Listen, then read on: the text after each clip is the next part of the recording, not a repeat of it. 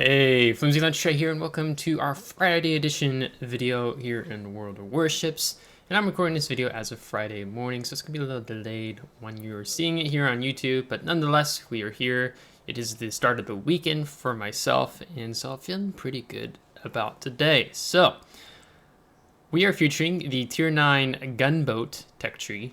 Japanese destroyer, the Tier 9 Kitakaze, and I really enjoy this line, particularly starting from Akazuki and then going up to Kitakaze. Kitakaze just feels like a Akazuki, but just better in most regards, or just an upgrade in the continuation of that line. And I've been playing Kitakaze kind of sporadically in the sense of when I was grinding, because I was featuring a lot of other ships here on the channel. So on and so forth. But I want to go ahead and just highlight some things about the Kitakaze real quick as I have this replay for you. Then we're going to do a live commentary. So quickly, the pros are is that she has a decent amount of health for a Tier 9 destroyer. Her main battery is fantastic. Really, really good guns, which we're going to talk about here in a minute, how it differs from other destroyers. And she also has access to the torpedo reload booster, and Japanese destroyer torpedoes just hit hard to begin with. So you have a sextuple set, so it means you have 6 torpedoes that have a very long reload time. I mean, you can see almost a minute 45 into the battle, and we still have over a minute to go before our reload time is up for the torpedoes. Big access to torpedo reload boosters, so you can put 12 torpedoes effectively in the water, which you'll see me demonstrate a little bit later in this match. She has good AA, and she actually has pretty good concealment. In my mind, I always get kind of tripped up with the Kitakaze because I think she has something like a 6.4 concealment, but she actually has a 6.1 kilometer concealment, which is pretty good, especially for how deadly the Kitakaze is with her firepower of these guns. Cons is she provides a large target for enemies to shoot at. She's kind of long. One of the things I've noticed, and it's picked up on the Wild's Wiki article as well, is that, you know, she's kind of clumsy. You're not necessarily trying to use your, I mean, you can try to use your rudder to avoid incoming salvos and such things like that if you're playing at long range, but she's just long, kind of a larger target for a Tier 9 destroyer. I mean, there are other Tier 9 destroyers, of course, larger than Kitakaze. But she's just hard to dodge incoming fire if you have enemy team players that are good at aiming. So here real quick, I smoked up to Seattle. I was trying to be nice. I don't think he ended up actually using the smoke. But he has lit this Nutrishimi for us, and he lit the Nutrishimi on Hydro, allowing us to come up and do this. So myself and Doombeagle decided to play this super aggro. Here, I could have actually went ahead and popped the torpedo reload booster. I don't really know why I didn't. I think I was more focused on this Alabama and the Riga here. So I'm going to switch focus to the Riga, and I'm going to try to use AP here and see if I can get some decent damage in on the side. And I think I was aiming wrong. I was hitting the wrong part of the belt because I feel like I got more non-pins than I should have. But we're doing some damage there.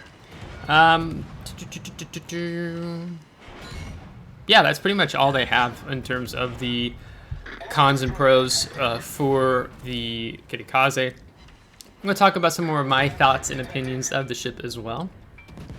But one of the things that I'm doing in this battle, or how I have equipped my Kitakaze, is that I run the IFHE, so the Inertia Fuse High Explosive. It's a 2-pointer skill because with these 100mm guns, they have a 30mm base penetration without the IFHE, and then when you take the IFHE, they have 37mm of penetration. So most things that you're going to face at Tier 8 and higher, well, I mean, some of course have that 25, maybe the 27mm, but you're going to see a lot of 32mm armor. So when you take the IFHE, it allows you to penetrate through that. So it means you're getting more, I would say, raw DPM. You're going to have a notably larger HE salvos, just because if you take the IFHE, it's just so good. Now, some people are a little torn whether to take IFHE or not, because some people, if you don't take IFHE, you're increasing your fire chance. And these guns have a really good reload time, which, I mean, you can see with the adrenaline rush and what we've been building into. Looks like we're around a 2.5 second reload time at the moment with the adrenaline rush kicking in. And then you just have 4 turrets, so 8 guns that reload every 2.5, 2.8 seconds. We'll look at it when we go into port and we do the live commentary battle. So these guys are just really good. And what I like about Kitakaze is when you kind of get on these flanking situations, because you just torture battleships when there's no cruisers or destroyers between you and battleships. So I'm playing at this 10-kilometer range right now, and I'm going to get a little bit too close here shortly. Where secondaries, you can see secondaries just started on me. So by the time I realize that, I'm like, oh, I want to slow down and be outside of that secondary range because I don't want to be losing health. That's unnecessary, since the motto is really focused on other enemy ships pushing up, or other of my teammates and myself. So Kitakaze, and then you can also say Akazuki, and even the Harugumo, which I'm going to pick up after today and tomorrow's video. Is just really good at farming big, clumsy targets. She is very fearsome to put up with when you're dealing with other enemy destroyers. As long as you kind of know roughly where they are. If, let's say, they have better concealment than you, but you know roughly where they are. So when you get into this gun engagement, you can really begin to lay into them. I also have a improved commander, or how do I say, a seasoned commander I'm running on this line that gives me additional enhanced skill of the survivability expert, so I'm getting a little more health than normal because of that seasoned commander I'm running on this line. So all in all, you can do some really nasty things here with Kitakaze. So this battle was very high tempo. We saw an opportunity. My clanmate is in a Schlieffen, so we could be really aggro there. So we took advantage of that because we're also facing a bonk stiv. Those guys tend to be pretty good. I was playing against multiple of them last night in random battles, again and again and again. So the performance capacity of Kitakaze is really great. In terms of other more gunboat lines I've played, I'm trying to think if I like Kitakaze even more. I mean, I've gone up the Russian DD line to the Delny. I have the Holland. I've gone up that line. But there's just something about the Kitakaze. There's something about these Japanese destroyers with these guns that have that base penetration of 30mm, then being able to further enhance that. And just fantastic guns with a very great reload time, and these hard-hitting torpedoes. Don't get a lot of torpedoes, but when you use them well, you can really cause a lot of damage on enemy players. So if you enjoy gunboat destroyers, or even, I would say, hybrid, you're probably really going to enjoy the Kitakaze. And if maybe you're grinding up the line right now, but the tier 7, what is that, like Shiatsuyu? Like, that doesn't feel like a gunboat at all, if I'm thinking of right destroyer. But Akazuki, very good. And then you get up to Kitakaze, really good. And I'm excited to try Harugumo out, which I think is even more clumsy from what I read and what I hear, compared to the Kitakaze. And Akazuki is smaller and not so bad. So back to the battle here. We're going to smoke up. So we're facing the Bonk St. Louis. So I decided it is time to go ahead and smoke up. I thought I could be cheeky and get this turn off all right, but I didn't do so well on it. But what we're going to do is we're going to go ahead and dump some torpedoes on this Mecklenburg. I think he was kind of going slow there, so I should have led that set even further. But we go ahead and pop the torpedo reload booster, and we're going to aim this one a little farther forward. And what I was trying to do here, but it's too late, I was trying to keep the smoke between me and the St. Louis, because I didn't want him to know that I had exited my smoke, because I'm pretty sure I was the only thing detecting him there. And you can see there's a sub ping on the surface of the water there. You might have missed that, so I think he's trying to ping me in smoke. So that means the sub is somewhere pursuing me, but with the engine boost going, I need to take really big steps away from the smoke screen. Because if I was the St. Louis, I would be definitely running me down in that smoke screen. Yeah. Now you will notice with the torpedo arcs, they're not insanely good. I mean, they're okay. So you just have to be mindful when you're trying to position yourself, when you're trying to launch torpedoes, as we do some pretty good damage there on that Mecklenburg. But you have to be mindful of how you set yourself up. So when you're in this type of situation and you're really trying to open up the distance between an enemy ship that's faster than you, don't keep touching the rudder shift. You just want to run a straight line course. Here I get really greedy. I'm pretty sure we had this game in the bag, but I really want 200k damage. And so the sub picks me up, and then the St. Louis, he just comes up on the mini-map, so I look behind me with free look to see him charging up on me. Now this, I'm trying to remember if this video was when a battle takes place with the camera bug we have right now in World Warships with the free look. But anyhow, that's the conversation for another time. So I go ahead and take a lot of damage here from the St. Louis because he has pretty good shell velocity. We have torpedoes coming in at us, so we need to go ahead and use our DCP and open up a little distance here. And we're going to be on relatively low health now, so we're not probably going to be able to do too much with the St. Louis around. But with him coming after me, it's kind of helped my team out, perhaps, with him not having him push down towards C. So he's going to break off the chase and going to go dark. So I'm trying to tell my team roughly where the enemy submarine is, so on and so forth. So if you want to wisely play the situation, I would have just kept running away from the St. Louis. I wouldn't have opened up on the Mecklenburg. I just got greedy and trying to get to 200k. Because there's no need for me to end up doing that and what I did. So you don't have to make that mistake. I would call it a mistake. I was just getting greedy. So when you're dealing with something like a St. Louis, let alone a Bonks player or of the Bonks clans, they tend to be pretty good. So he had some really accurate salvos in on me there as well. So we're going to push back to the cap. And the Ohio just slaps the St. Louis. I think the St. Louis was trying to avoid torpedoes by the Lexington and ended up showing broadside to the Ohio. So that happens in World of Warships figures. So we're just really close to being able to wrap up the match. Here I go ahead and shoot because I want to see if the submarine is surfaced. So he's the last ship around.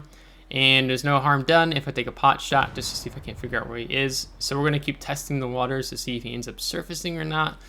And he hasn't thus far. He's still dark. And there, he's right there. So we're going to go ahead and open up on him and try to get whatever damage we can. So even in a short amount of time, with only so many seconds left in the match, we get 14 shell hits.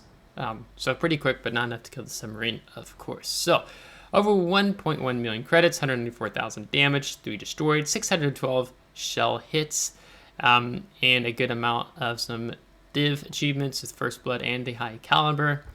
Gonna look at the team score. Gonna be over 2,000 base experience with Doom flying right behind in second position. So we did really good. We crushed our flank really quickly, and then we were able to farm that Yamato, get torpedoes on the Mecklenburg, and wreck the Alabama and Nushishimi as well. So I think this is going to make us wrap up and go into our live commentary battle. All right, so here we are with our live commentary video as I just dropped into port with one of these permanent camouflages I have. I actually need to check the name in case some of you ask. But we were talking about that main battery reload time. So right now we have it set up as a 2.6 second. You can see that we have armor penetration capacity of 37 millimeter with the high explosive, but you can see our fire chances are really low because when you take IFHE, I don't think I said it in the previous clip, it halves your chance of causing a fire on a target. So this is the Kitakaze. So if you're wondering what camouflage I'm running, I got it for free. Yeah, Epoch. Okay, so that's what it's called.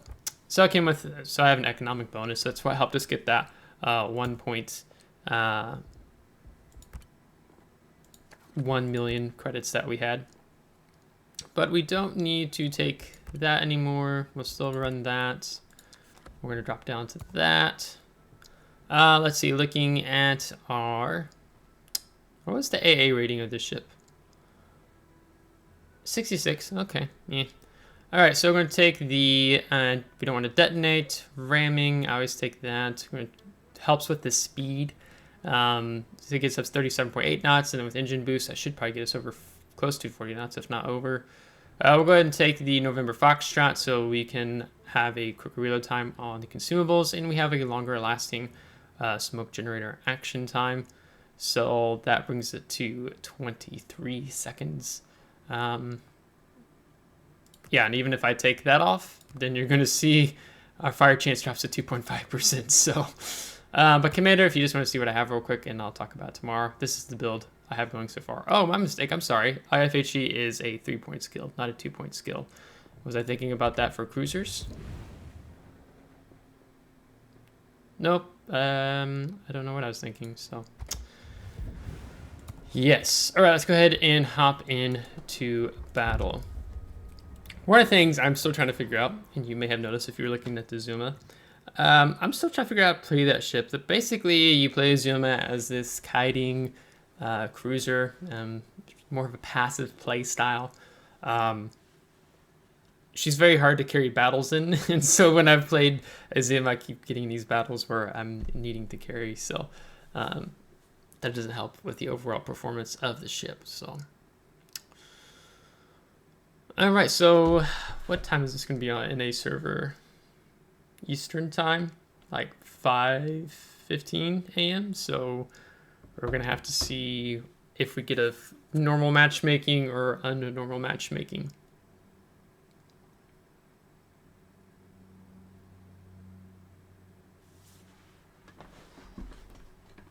A little more comfortable position here as we go into battle. Still trying to figure out how best to do that. If I did a video camera of myself while playing, still trying to figure that out. Okay, so we have, looks like normal matchmaking. So what am I looking for? I'm looking for radar. So we have a black radar, 7.5 kilometer. Alaska, 10 kilometer. If Minnow's running it, it's going to be 10 kilometer. He actually gets the stealth radar. And all of that whole division are good clan players. So, or they're good clans. I don't know about these players themselves, but if you get in that clan, then I'm going to assume that they're pretty good. Druid. Be nasty if we get caught broadside to it because it basically has Minotaur guns. We have the Trump. It's a test ship right now. It's the Dutch destroyer, has airstrikes. And another Kitakaze. So basically, I have to figure out how I want to play this. Okay, there's 2 radar, maybe 3. We have the Salem moving this way. I'm RPF'd. The Trump has like a 70-second reload time on the torpedoes.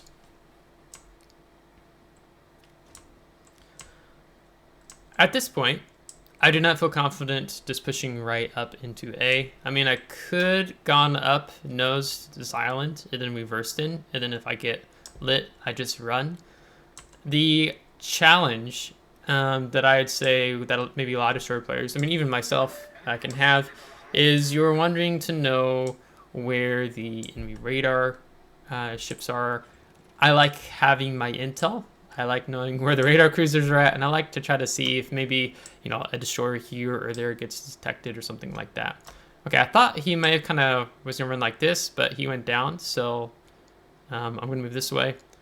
Someone's already stepped onto A. That seemed kind of quick. Don't think it would have been the Druid. The RPF is switched off onto me, so it's on him right now, I bet. So it might switch back onto me as I move up here. Yeah, black. Okay, he's going to push right into us. That's actually really good. Let's see, make sure we can light him before... Alright, let's wait for him to make the turn. Oh, psych. Wow, good rune. Yep. We're gonna pop engine boost because we need to go. We're gonna keep shooting.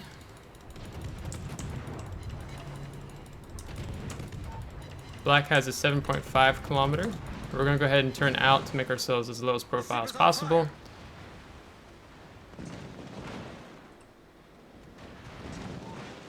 Now, one of the things that would have been good right there would have been, well, he caught the turn out process.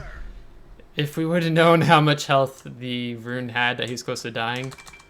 Alright, we're going to pick the fight again.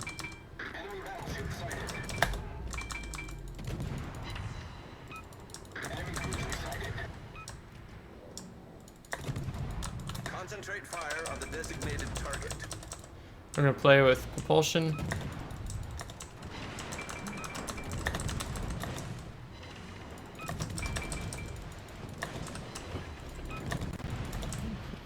Generator started.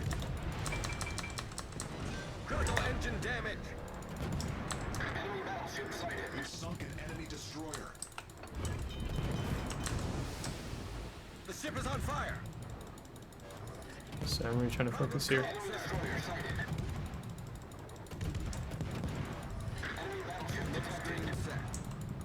I need a little bit of health. I can riddle him down. That'd be good. Okay, now we need to leave the smoke. I don't think Salem has radar up. Or Hydro, sorry. No, he doesn't. All stations. No, that's not Protect that. that target. That guy. Okay, there's a Duncan. Engine boost deactivated. Nope, that's why you're honking. Cool. Okay. So, team is pushing up. Can't really get the Kitakaze.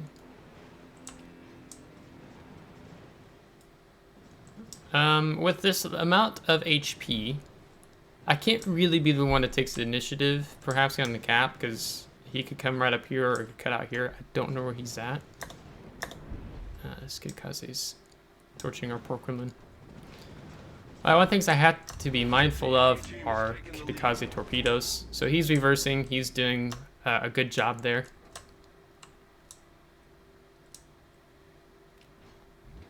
All stations. Concentrate fire on the target. Okay, I wanted to cut in behind him, but...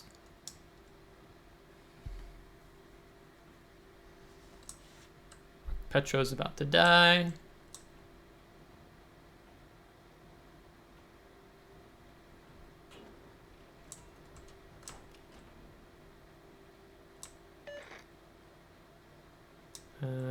Okay, so we can step on the A.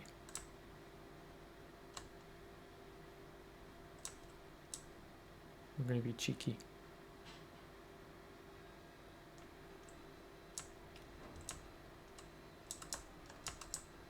That was a great battle. Don't want to get ground up there, of course, but... Alright, dude, are you gonna just sit there and smoke? Okay, there's Duncan. Alright, you got nothing better to do. Yeah, there he goes. And I'm gonna slightly turn it a bit more, so hopefully... It's like your fingers overlapping in between one another, so it's very hard to essentially get... I don't want to say this. I don't want there to be any windows in the torpedo spread. So we have a cyclone getting ready to go into effect. Missed that. I'm RPF'd. There's the Kitakaze. Oh, no, he's over here. Yoink. Who is down there? No. No. Why am I late? Oh, it's the Alaska. Engine boost activated. Enemy destroyer detected. Oh. No. Okay, so when you have a druid like this, you need to be angling away because his AP won't do any much damage to you if you're angled away or you're bowing to him. If you're showing alongside like this, bad things can happen. So, all right, so we're gonna go up this way again. What I want to do is just get turned around here. Because this we've lost 2 of our destroyers and 2 cruisers. Who is spotting Alaska? Okay, cool. Okay. It would have been nice to just stop here and smoke up and shoot, but can't. Because we know Alaska uses radar. We don't want to just keep running away into spawn like the rest of our team, so this situation kind of sucks. The enemy is about to win. They don't want to play aggressive. Well, we can't just run away at this point because when we're looking at our time, that's not possible. So Concentrate fire on the designated target. now, let's figure out what they're gonna do. I think he's gonna do something like that.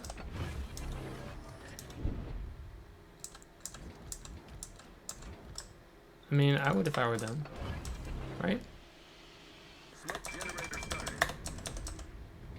Oh, Cyclone. Ah, I derped. Engine boost deactivated. Of course I derped.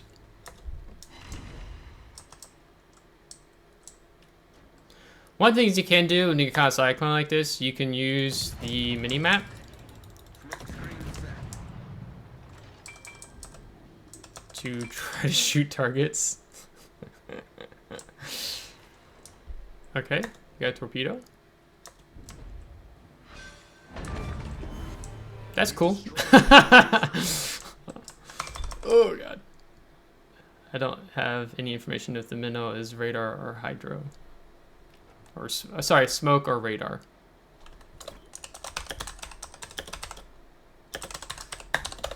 Because I'm gonna guess he's radar. Yep. So look at throttle, we're gonna turn out. We're dead anyhow, so we will try to live longer. We're gonna keep playing with our rudder. You can still see us though, cause radar. Main turret critically damaged. Right, we're gonna pick up some speed. We're gonna swing the booty back. Kill the throttle. Oh my, Kremlin. Torpedoes astern. Okay. Well, we didn't just auto in the game. But, oh, he's screwed. Well, there's only so much you can do. Sometimes matchmaking just be like that. I mean, matchmaking, of course, isn't broken or anything. That's an absurd claim. Alright, we're gonna use the mini-map, but okay, they traded. Good. Oh, he's right over there. We can also see where the shells are going. So we're just using the mini-map with our other aiming reticle, trying to get a better fix. Yeah, he's still to the left. Now you bring down. Yeah. So we can buff our damage numbers a little bit, but that was decent. I mean, it doesn't help that besides us and Satsuma, we were the only two who got any kills. Yeah. So we'll keep this one. This one's gonna go in this video. can't be all glorious, you know. I need to actually have to show you the good, the bad. I mean, this was good, even though it was a loss, but it's difficult. We all had these matches, right? In the sense that our team just kind of gets wrongful stomped here, but we made some really good use out of the torpedoes this game. In addition to the guns, of course. So we took the black for a large portion of his health. We actually set one fire on him for 61. Looks like he DCP'd that, or we got it right at the end. And what was he at? 2 torpedoes? Yeah, 2 torpedoes, 32,460. So it looked like he was going to run between the 2 caps. So that's why I dumped the torpedoes where I did. So that is the Kitakaze for you. I hope you enjoyed the video and highlighting Kitakaze. Tomorrow we're doing an upgrade commander build. I'll go into depth and detail about the ship, about the commander, upgrades, modules, consumables, possible build options, so on and so forth. So if you liked this video, give it a thumbs up. If you did not, give it a thumbs down. Subscribe if you do want to see more. If you haven't subscribed, thanks so much. I really appreciate it. And we'll catch you next time. Take care.